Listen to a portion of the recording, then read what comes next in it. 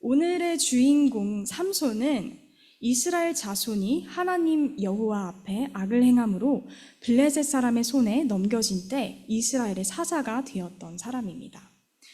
이전의 사사들은 하나님의 특별하신 인도하심으로 이스라엘의 사사로 오늘 삼손이 태어나게 되는데, 삼손의 아버지는 단지파 중 한 사람이었던 마노아라는 이름의 사람이었습니다. 마노아의 아내는 임신하지 못하는 몸이었고, 그래서 둘 사이에는 자녀가 없었습니다. 그러던 어느 날 하나님 여호와의 사자가 마노아의 아내에게 나타나십니다. 그리고 그 여인에게 아들을 낳게 될 거라는 이야기를 전해줍니다. 그리고 그 아이는 이스라엘을 구원하기 위해 하나님께서 택하신 특별한 나실인이기 때문에 머리에 삭도를 대서도 안 되고 독주와 부정한 음식을 먹지 않아야 한다고 이야기를 합니다. 이에 놀란 마노아의 아내는 이 사실을 남편에게 알립니다. 그러자 마노아는 하나님께 한 번 더 하나님의 사람을 보내어 그 아이를 어떻게 양육해야 할지 가르치기를 구하지요. 하나님께서는 그 마노아의 기도를 들으시고 다시 한번 나타나셔서 나실인으로서 지켜야 할 것을 분명하게 제시해 주십니다. 그리고 하나님의 말씀과 같이 마노아의 아내는 기적의 아들을 낳고 삼손이라는 이름을 지어줍니다. 이렇게 날 때부터 특별했던 하나님의 사람 삼손은 하나님의 복을 받으며 이스라엘에서 성장해 나갑니다. 끝까지 아름다울 것만 같았던 이 삼손의 이야기는 사사기 14장에 들어가면서 우리에게 조금은 충격적인 모습을 보여주고 있습니다. 사사로서 하지 말아야 할, 아니 이스라엘 백성으로서 하지 말아야 할 일들을 저지르고 있기 때문이지요. 오늘 본문 말씀에서와 같이 삼손은 블레셋 여인을 사랑하게 됩니다. 그리고 그 여인을 아내로 삼겠다고 강력하게 자신의 아버지에게 부탁하지요. 그러자 삼손의 아버지는 네가 왜 많고 많은 이스라엘 여인을 두고 왜 굳이 원수의 백성을 아내로 삼겠냐라고 타박을 합니다. 그러면서도 결국 그 삼손의 소원대로 블레셋 여인을 삼손의 아내로 데려오게 되는 것입니다. 우리 말 중에 자기 자식을 이기는 부모가 없다라는 말이 있습니다. 마노아도 자신의 아들, 이 기적처럼 얻은 아들에게 이기지 못한 것처럼 보입니다. 이 장면에서 우리는 많은 것을 깨달을 수 있습니다. 결혼할 나이가 된 장성한 성숙해야 할 삼손이 이스라엘 백성으로서 또 나실인으로서 옳지 못한 선택을 하고 있는 것을 통해서 그의 부모가 그 삼손을 어떻게 키웠는지 조금 엿볼 수 있는 것이지요. 만일 삼손이 부모에게서부터 세상으로부터 분리돼 거룩한 이스라엘 백성으로 자라도록 엄격한 교육을 받았다면 삼손이 과연 원수의 여인을, 원수의 자손을 아내로 삼겠다고 이야기했을까요? 더 나아가 이 장면에서 삼손이 부모에게 순종하지 않고 자신의 의견을 강력하게 주장하는 모습을 보면 어쩌면 이것조차도 성경적이지 않다는 것을 알 수 있습니다. 평생 아이를 가질 수 없을 것이라 생각했던 이 마노아 그리고 그의 아내에게 삼손은 너무나도 귀한 자식이었을 겁니다. 하물며 고통받는 이스라엘을 구원할 사자로 특별히 선택함을 받은 이 아이가 얼마나 더 눈에 넣어도 아프지 않을 아들이었을까요? 그러나 우리는 이 장면을 시작으로 삼손에게 일어날 일들을 살펴보았을 때 이렇게 귀하게만 자란 사자로서 하지 않아야 할 것을 하지 않을 능력을 가르치지 못한 마노아와 그의 아내가 정말 아들을 사랑한다고 할 수 있을까라는 질문을 던지게 되는 것이죠. 다시 본문으로 돌아와서 블레셋 여인을 만나기 위해서 이제 결혼을 준비하기 위해서 딥나라는 곳으로 내려가는 도중 삼손은 크고 젊고 강한 사자를 만나게 됩니다. 그리고 삼손은 하나님의 영을 힘입어 맨손으로 젊은 사자를 찢어 죽이지요. 이렇게 아무렇지 않은 듯 큰 일을 행한 삼손은 그대로 딥나로 내려가 여인을 만나고 돌아옵니다. 그리고 시간이 지나 삼손이 그 여인을 아내로 맞이하려고 그 길을 다시 지나가다가 자신이 그 전에 죽였던 사자의 시체를 발견하게 됩니다. 그 시체를 자세히 보니 죽은 사자의 몸에 벌떼와 꿀이 있는 것을 발견하게 됩니다. 삼손은 그것을 그냥 지나치지 않고 벌집을 떼어 꿀을 먹으면서 집으로 돌아갑니다. 그리고 이 꿀을 부모에게도 먹게 하지요. 이 장면에서 성경은 삼손이 부모에게 꿀의 출처를 밝히지 않았다고 이야기합니다. 뭔가를 숨기는 것처럼 보이지요.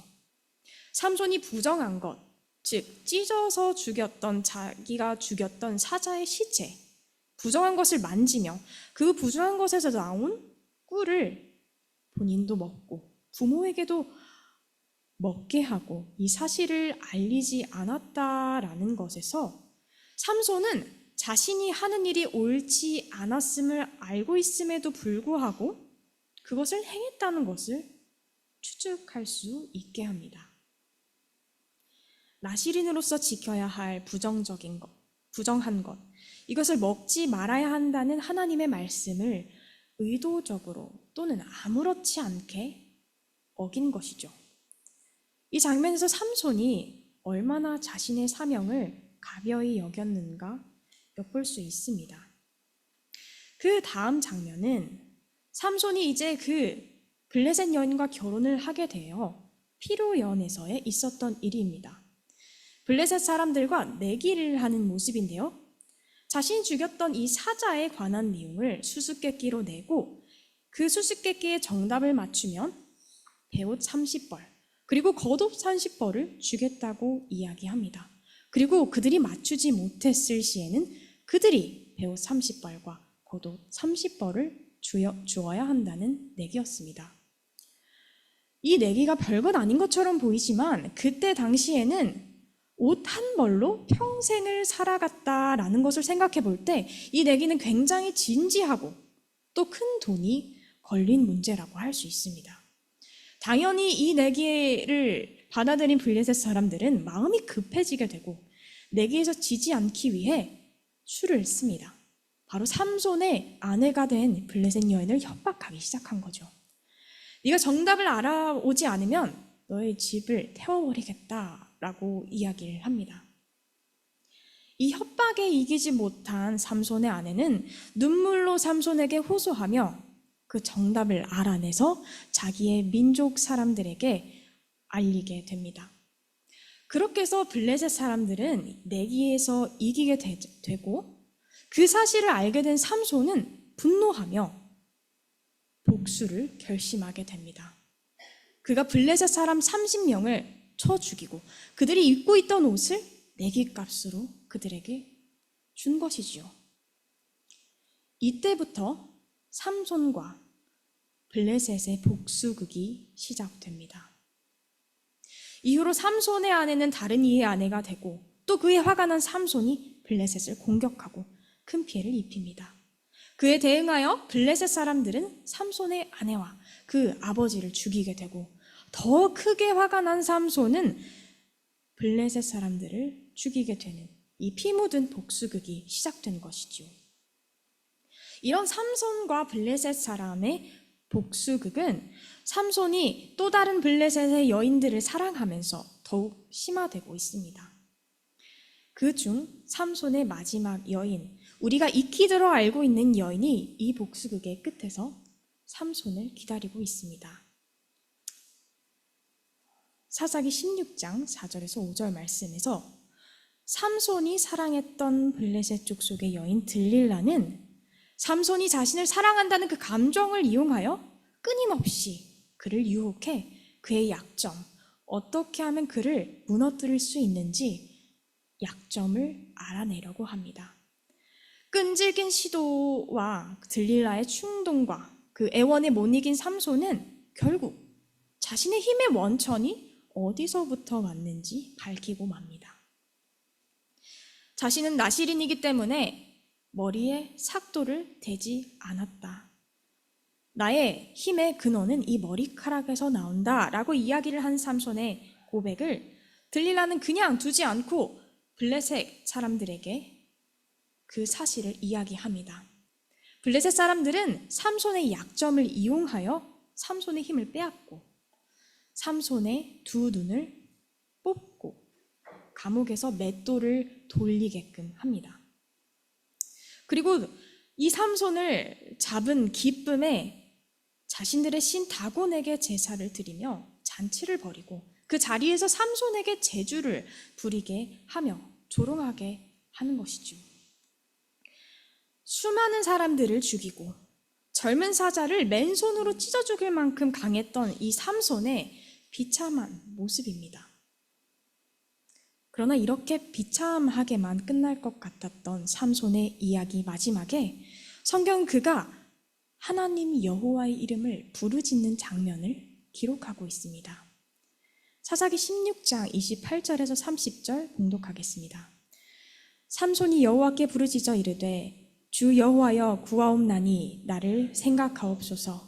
하나님이여 구하옵나니 이번만 나를 강하게 하사 나의 두 눈을 뺀 블레셋 사람에게 원수를 단번에 갚게 하옵소서 하고 삼손이 집을 버틴 두 기둥 가운데 하나는 왼손으로 하나는 오른손으로 껴 의지하고 삼손이 이르되 블레셋 사람과 함께 죽기를 원하노라 하고 힘을 다하여 몸을 굽히매 그 집이 곧 무너져 그 안에 있는 모든 백맥들과 온 백성에게 덮이니 삼손이 죽을 때에 죽인 자가 살았을 때에 죽인 자보다 더욱 많았더라. 아멘. 오늘 이런 삼손의 이야기를 보면서 한 가지 질문이 생깁니다. 왜 하나님은 삼손을 사용하셨을까 하는 것이지요. 성경에 등장하는 수많은 인물 중에서도 삼손은 특히나 유명한 인물 중에 한 명입니다. 그의 삶이 바람직하지 못했음에도 불구하고 그의 이름이 사사 중에 한 명으로 속에 있을 뿐더러 사사기 총 21장 중에서도 3장의 분량이 삼손 이야기라는 것을 보았을 때 우리는 성경의 삼손을 주목하여 기록하고 있다는 것을 발견할 수 있습니다. 그렇다면 도대체 왜 하나님께서는 이러한 삼손을 하나님의 명령을 지키지도 경건하거나 거룩한 삶을 살지 않았던 삼손을 사용하신 것일까요? 우리는 오늘 본문에서 하나님께서 왜 삼손을 선택하셨는지에 대한 내용은 찾아볼 수 없습니다. 그러나 오히려 하나님께서는 자신이 선택하신 사람을 끝까지 포기하지 않으시고 돕고 계신다는 것을 발견할 수 있습니다. 성경은 하나님을 이런 분이라고 기록하고 있습니다. 로마서 11장 29절입니다. 하나님의 은사와 부르심에는 후회하심이 없느니라. 민수기 23장 19절의 말씀입니다. 하나님은 사람이 아니시니 거짓말을 하지 않으시고 인생이 아니시니 후회가 없으시도다. 어찌 그 말씀하신 바를 행하지 않으시며 하신 말씀을 실행하지 않으시랴. 그렇습니다. 하나님께서는 자신이 선택하시고 결정하신 것을 후회하지 않으시며 그 뜻을 이루시는 하나님이십니다. 또한 성경은 하나님을 토기장이라고 기록하고 있습니다. 로마서 9장 21절에서 23절 말씀입니다. 토기장이가 진흙 한 덩이로 하나는 귀 있을 그릇을 하나는 천이 있을 그릇을 만들 권한이 없느냐. 만일 하나님이 그의 진노를 보이시고 그의 능력을 알게 하고자 하사 멸하기로 준비된 진노의 그릇을 오래 참으심으로 관용하시고 또한 영광 받기로 예비하신 바 긍휼의 그릇에 대하여 그 영광의 풍성함을 알게 하고자 하셨을지라도 무슨 말을 하리요. 하나님은 우리를 만드신 토기장이입니다. 하나님께서는 우리를 어떻게 사용하실지에 대한 계획이 있으십니다. 우리를 하여금 귀히 쓸 그릇으로 또는 천하게 쓸 그릇으로 만들 권한이 있으신 분이십니다. 이 말씀에서 그 진노의 그릇을 멸하기 위해서 만든 그릇이라 할지라도 그 그릇을 오래 참으시고 하나님의 선하심을 보인다 하더라도 누가 그 그릇을 지은 하나님께 말대꾸를 할 수 있겠냐라고 이야기합니다. 하물며 멸하기 위해 만든 그 그릇을 위해서도 길게 참으시는 하나님께서는 귀히 쓸 그릇에 대하여는 얼마나 더 참으시며 인내하실지 엿볼 수 있는 본문입니다. 하나님께서는 삼손에 대하여 오래 참으셨습니다. 날 때부터 삼손을 특별하게 이스라엘의 구원자로 삼으시고 그에게 지켜야 할 것을 가르치심으로 이스라엘을 향한 하나님의 사랑을 그를 통해 보이셨죠. 그러나 그럼에도 불구하고 이 삼손은 자신의 특별한 사명을 인식하지 못한 채 감정을 따라서 블레셋과 싸우고 결국 블레셋 사람들과 함께 최후를 맞이하는 모습을 보입니다. 오늘 이 삼손의 이야기에서 우리는 우리 자신의 모습을 찾아볼 수 있습니다. 하나님께서는 우리를 하나님의 사람, 믿음의 사람, 즉 크리스천으로 부르셨습니다. 우리에게 성경을 주심으로 해야 할 것, 그리고 하지 말아야 할 것을 상세하게 기록하시고 가르치셨습니다. 하나님의 사람으로서 세상과 구별되며 세상의 문화로부터 철저하게 구별되기를 원하셨습니다. 그러나 우리는 우리의 삶 가운데 종종 삼손과 같은 모습을 발견하고는 합니다. 하나님의 말씀에 순종하지 않고 때로는 이것이 옳지 않은 일이라는 것을 알고 있음에도 불구하고 죄를 숨기며 또 은폐함으로 하나님의 사람 크리스천답게 살아가지 못하는 것이지요. 그렇습니다. 우리는 늘 이렇게 완악하고 하나님 앞에 범죄하며 세상 속에서 구별되지 못한 연약한 사람들입니다. 그러나 우리의 이러한 연약한 삶 가운데서 삼손의 이야기는 우리에게 하나의 소망을 심어주고 있습니다. 바로 하나님께서는 삼손을 끝까지 포기하지 않으시고 또한 사용하셨다는 사실입니다. 삼손의 부족하고 연약한 삶에도 불구하고 하나님께서는 그럼에도 불구하고 사용하신 것을 발견할 수 있습니다. 삼손의 마지막 순간, 그가 하나님의 이름을 부르짖으며 찬 모습을 보여주고 있습니다. 너무나도 늦은 것처럼 보이지만 그때 하나님께서는 그를 외면치 않으시고 다시 한번 삼손에게 힘을 주셨습니다. 그렇습니다. 하나님께서는 우리가 하나님을 계속해서 찾기를 원하십니다. 우리가 죄를 짓고 실수해서 하나님을 다시 볼 면목이 없을 때조차 하나님이 우리에게 원하시는 것은 우리가 다시 한번 하나님을 찾는 것입니다. 그것이 바로 우리를 향한 목적이기 때문입니다. 하나님께서 우리에게 예수 그리스도를 이 땅에 보내시고 대속물로 주신 것이 바로 이것 때문이 아니겠습니까? 임마누엘, 하나님께서는 우리 가운데 있기를 원하시고 함께 하시며 교제하시기를 그 누구보다 원하시기 때문에 우리를 하나님과 함께 할 수 없는 이 죄를 대신 담당하시고 그 값을 치르신 것입니다. 우리는 우리의 죄 때문에 스스로 낙심될 때 예수 그리스도의 십자가를 생각하며 이 사실을 기억해야 하겠습니다. 하나님께서는 우리가 죄를 지어 넘어져 있을 때에도 다시 일어나 하나님께로 돌아오기를 원하시는 분이십니다. 그렇다면 우리는 하나님의 부르심을 받은 자로 결정되었으니 마음대로 살아가도 되는 것일까요? 그렇지 않습니다. 오늘 삼손의 이야기는 우리가 마음대로 살아가는 것이 아니라 오히려 그 누구보다 더욱 올바르고 경건하며 세상과 구별된 하나님의 사람으로 바로 설 것을 격려하고 있습니다.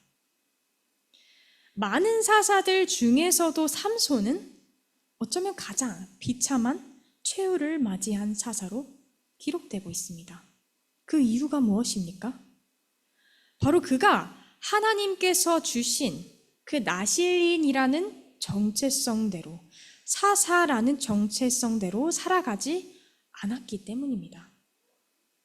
하나님께서는 그를 성경 속에서 첫 나실인으로서 세상에서 구별되고 특별한 하나님의 사람으로 세우시기를 원하셨습니다. 이것이 바로 삼손의 정체성이며 살아갈 목적이 되기를 원하신 것이지요. 사사이자 나실인 삼손으로 그를 빚으신 것입니다.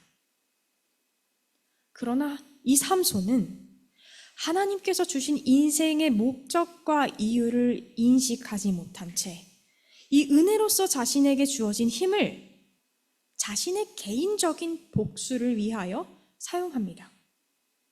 물론 그 가운데서도 분명히 하나님께서는 당신의 목적을 이루어 가셨습니다. 그러나 이러한 삼손의 비극적인 결말은 하나님께서 그에게 원하신 것이 아니었음을 우리는 알고 있습니다. 만일 그가 하나님의 정결하고 구별된 나실인으로서 살아갔다면 이스라엘 백성은 블레셋 백성에게서 더욱 온전한 구원을 얻을 수 있었을 것이고 이 삼손 개인도 하나님 안에서 복을 누리며 살다가 그 삶을 아름답게 마무리할 수 있지 않았을까요? 우리는 이 사실을 더욱더 기억하며 우리가 살아가는 삶을 진지하게 마주해야 하겠습니다. 하나님께서 나를 부르셨음을 깨닫고 나를 부르신 하나님의 목적이 무엇인지 인지하고 그 부르신 대로 순종하며 살아가야 합니다. 우리는 하나님을 믿는 자로 부름받은 크리스천입니다. 예수 그리스도의 발자취를 따르며 그분의 제자로 살아가야 할 사명을 받은 자입니다. 하나님께서 우리를 그렇게 정하시고 또 부르셨습니다. 우리가 이러한 크리스천으로서의 정체성을 붙들고 살아가지 않는다면 우리는 삼손과 같은 결말을 맞이할 수 있는 것입니다. 하나님께서 우리에게 원하시는 것은 바로 평안입니다. 예레미야 29장 11절 이렇게 말씀하고 계십니다. 여호와의 말씀이니라 너희를 향한 나의 생각을 내가 아나니 평안이요 재앙이 아니니라 너희에게 미래와 희망을 주는 것이니라. 그렇기 때문에 우리는 이 부르심대로 하나님의 사람이라는 정체성을 가지고 세상을 살아갈 때에야 비로소 진정한 평안을 누릴 수 있는 것입니다. 이제 우리는 그리스도인으로서 그리스도를 따라 세상의 빛과 소금으로서 그 역할을 감당하며 우리가 누리는 복음을 세상 가운데 전파하는 전도자로서 살아가야 하겠습니다. 우리의 삶이 온전하지 못할 수 있습니다. 아마도 우리는 또 넘어지며 온전하지 못한 인간의 연약한 모습으로 살아갈 것입니다. 그러나 우리는 우리의 사명을 다시 한번 깨닫고 그 넘어진 자리에서 일어나 여호와께 부르짖으며 우리를 부르신 사명에 대하여 다시 한번 순종함으로 일어설 때 우리는 비로소 가치 있는 삶을 살아갈 수 있는 것입니다. 이제 설교를 마무리하려고 합니다. 사랑하는 북부해변 장로교회 여러분, 성경에서는 삼손을 왜 부르셨는지 기록하지 하고 있지 않습니다. 그러나 그러한 삼손을 어떻게 사용하셨는지 기록하고 있습니다. 이제 우리는 우리를 향한 하나님의 부르심에 왜가 아닌 어떻게 부르셨는지 질문하며 나아갔으면 좋겠습니다. 나는 진정으로 하나님께 부름받은 사람인가? 나를 어떻게 부르셨는가? 나는 그 부르심에 합당한 모습으로 살아가고 있는가? 우리를 향한 하나님의 아름다운 계획을 신뢰하며 믿음으로 우리의 삶을 인도하실 주님 앞에 날마다 새롭게 일어서는 저와 여러분 되시기를 간절히 소망합니다.